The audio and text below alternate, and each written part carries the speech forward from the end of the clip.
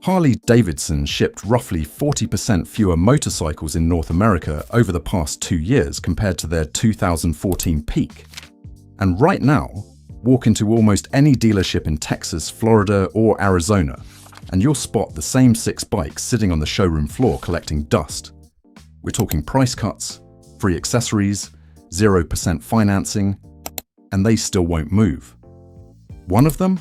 It's a bike I actually respect. And that's what makes this list painful.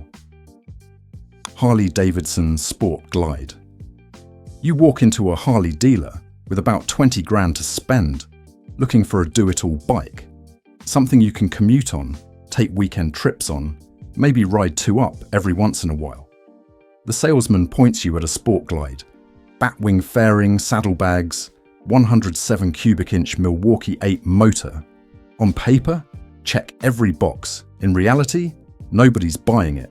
The 2026 Sport Glide sits at just under $21,000. That gets you 107 cubic inches, or 1,746 cubic centimeters in normal people's units, making around 93 horsepower and a meaty 110 pound-feet of torque right off idle. Roll on the throttle at 60 miles per hour in top gear, and this thing pulls hard. No downshift needed. That's the Milwaukee 8 at its best, and it is genuinely satisfying on the highway. Here's the problem though, at 21 grand, you're stuck in a weird no man's land. Spend 2 grand less, and you can grab a Softail Standard. Same engine, same chassis, way cleaner look. Spend 2 grand more, and you're into Street Glide territory, which is the bike most buyers actually want when they're shopping for a bagger. The Sport Glide is trying to be both, and honestly, it's not really either. The forums tell the whole story. Ask any Sport Glide owner what they love about their bike, and you'll get real answers. Ask them what they'd buy if they were shopping today. Most say something else entirely. That's a brutal sign for a $21,000 motorcycle. And those detachable bags? Tiny. I've seen tailbags on sport bikes with more capacity. If you're actually planning on touring, you'll end up adding aftermarket luggage anyway, which defeats the whole convertible concept Harley keeps pushing in the ads. My honest take: this is a bike that made sense in 2018, when it was positioned as a lifestyle choice. In 2026, with dealers sitting on piles of unsold inventory, it feels like a committee designed it. The Sport Glide isn't bad. It's just nothing special. And when you're asking 21 grand, nothing special doesn't move units. Completely different philosophy with this next one, but somehow the same result on the sales floor. Harley Davidson Breakout 117, 21 inches. That's the front wheel on the 2026 Breakout 117, and everything about this bike flows from that one design decision. The spec sheet reads impressive. 117 cubic inches of Milwaukee 8 power, 125 pound-feet of torque. A chopper-style stance that looks like a concept bike somebody accidentally put into production. But that 21-inch front wheel, combined with a 240-section rear tyre, creates a geometry that makes this bike excellent at exactly one thing: rolling in a straight line. Try to lean it into a tight corner, and you'll feel the bike fight you. The rake is so laid out, the trail so long, you have to really commit to a turn. New riders hate it, experienced riders tolerate it. Nobody genuinely loves it for the way it handles. At $22,499, the Breakout is priced like a premium motorcycle, which, materials-wise, it is. The paint is gorgeous. The fit and finish are a notch above most of the Softail line. But you're paying for a look, not a ride. I talked to a guy who traded in after 8 months because his commute had one curvy on-ramp, and he said he dreaded it every single morning. The comparison that really hurts? The Lowrider S. Similar engine option available, comparable price range, infinitely more versatile. If you want a Softail with attitude, the Lowrider S does everything the Breakout does, plus it actually corners. Pull up resale values on both bikes, the Lowrider S holds its money. The Breakout depreciates like a 2018 sedan. Genuine flaw? That 240 rear tire. Replacement costs run you $250 to $350, and they don't last. Aggressive riders report replacing them every 6,000 to 8,000 miles. Factor that into the total cost of ownership, and the math gets ugly fast. The Breakout is the motorcycle equivalent of a muscle car nobody actually drives to the grocery store. It looks incredible in the garage. It takes stunning photos for Instagram.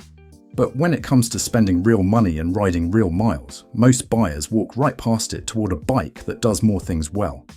Harley Davidson Fat Bob 114. A buddy of mine rode a Fat Bob 114 for about a year. I loved how it looked. I loved the power. I loved the sound. Then one day, he went for a 300-mile ride with a group on Sportsters and Road Kings, and by mile 180, he was begging us to pull over. That's the Fat Bob in a nutshell. On a 60-mile blast, it's glorious. The 114 cubic inch motor, the aggressive stance, the dual headlight, the fat tires, this bike has real presence. But the ergonomics were designed for short, punchy rides, not long-distance cruising. The seat is hard, the riding position puts all your weight on your tailbone, and there's basically zero wind protection. Priced at around $18,000 in 2026, the Fat Bob sits in an awkward spot. It's cheaper than a loaded Softail Standard with the 114 upgrade, but it costs more than a base Street Bob. And the Street Bob, in my opinion, is a genuinely better motorcycle for 95% of buyers. Same frame, similar engine option available, lighter, cheaper, and honestly more comfortable for real-world riding. Here's something most reviewers won't tell you. Fat Bob has a serious identity crisis. It's marketed as aggressive and modern, but it's built on the same Softail platform as every other cruiser in the lineup. The Ducati Diavel and the Triumph Rocket 3 offer similar aggressive cruiser vibes with actual sporting chops underneath. The Fat Bob just looks angry. It doesn't really ride angry.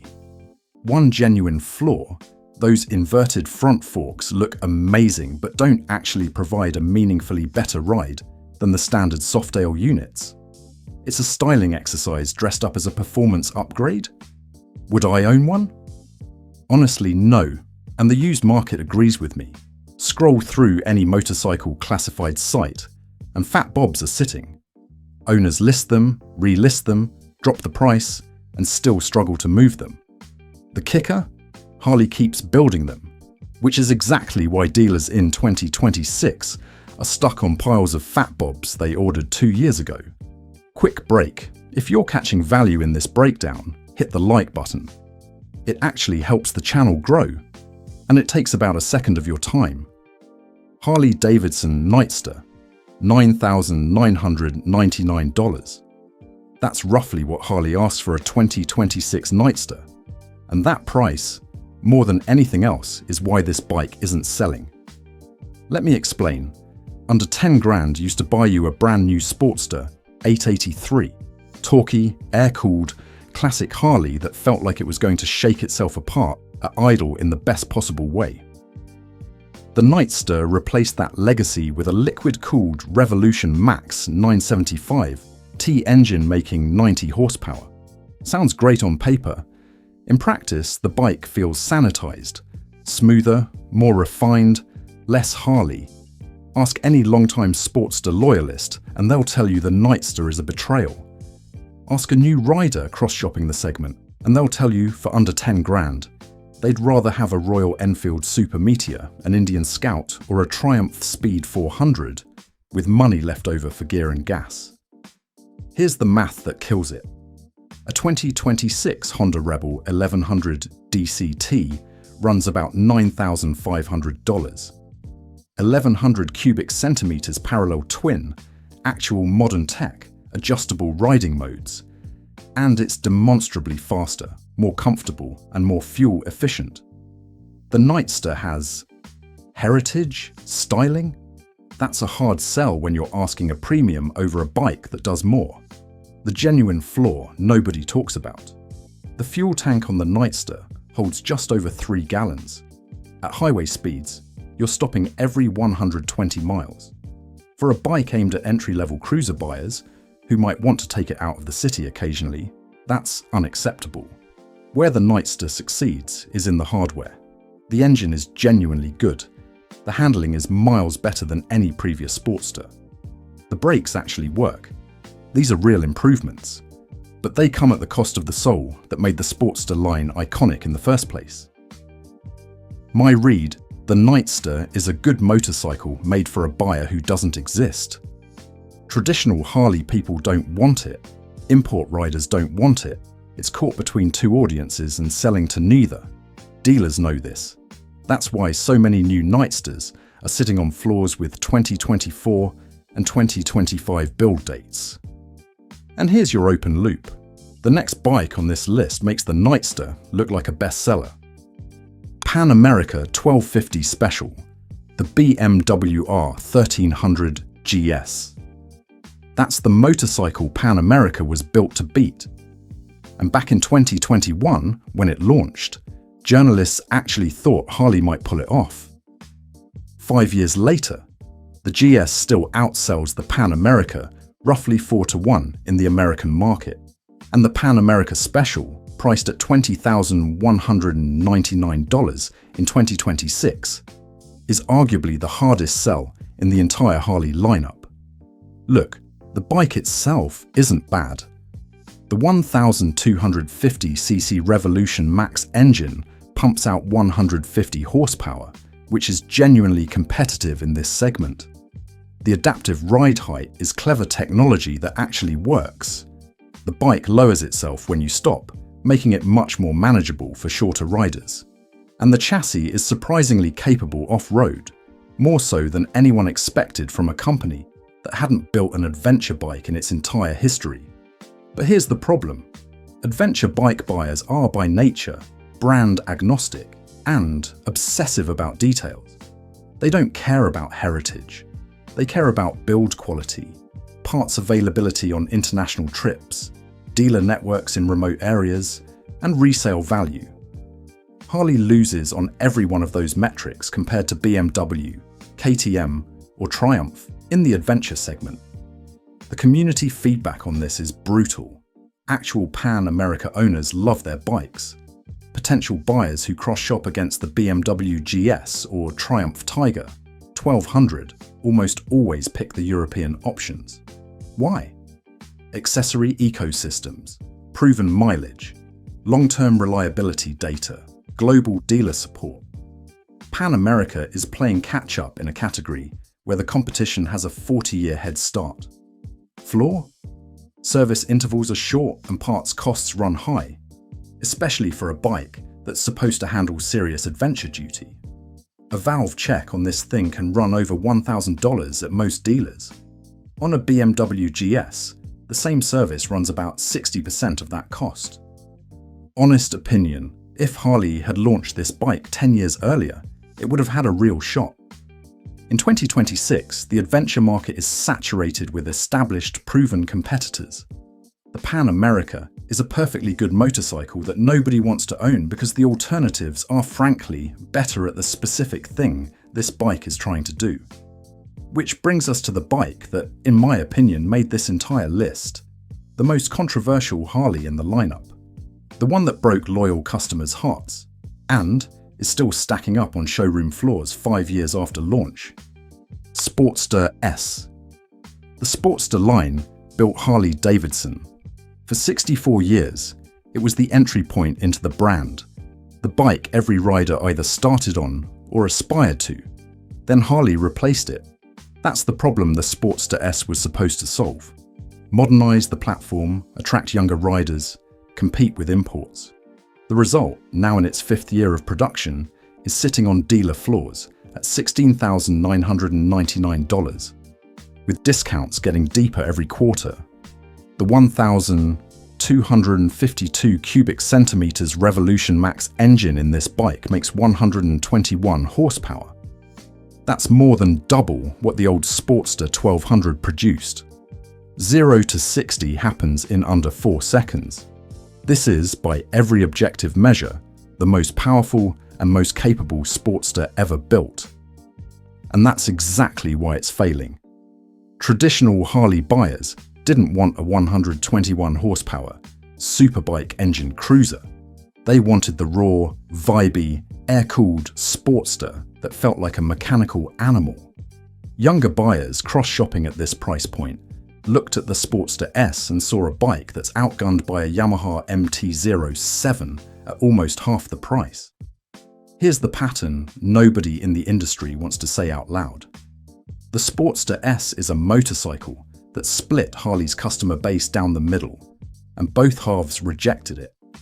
The forums are full of disappointed long-time owners who refuse to call it a real Sportster. The cross-shoppers never seriously considered it to begin with. Real flaw? Tyre life and heat management. The rear tyre on the Sportster S wears fast due to the weight distribution and the aggressive power delivery. And in stop-and-go traffic, the rear cylinder throws serious heat onto the rider's leg, a complaint that shows up in basically every long-term review I've read. My take, I respect this bike. Genuinely, the Sportster S is technically brilliant in a way very few Harleys have ever been. But technical brilliance doesn't sell motorcycles. Identity does. And the Sportster S has lost its identity somewhere between the engineering department and the marketing department. That's why in 2026 dealers have stacks of them. And that's why it's the #1 Harley they can't give away. So there it is. 6 Harleys sitting unsold, each for different reasons. The Sport Glide caught between 2 better options.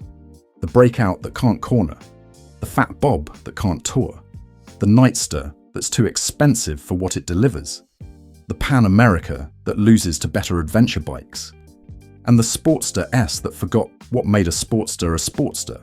If I had to pick just one of these to actually put my own money on, it'd be the Pan America Special. The engineering is solid, and the used market is getting genuinely tempting with all the unsold stock. The rest? I'd wait for steeper discounts or skip them entirely. Which of these 6 would you actually ride home? Drop it in the comments. I read everyone. And if you want more honest motorcycle breakdowns like this, hit subscribe. New videos every week on MotorVibes.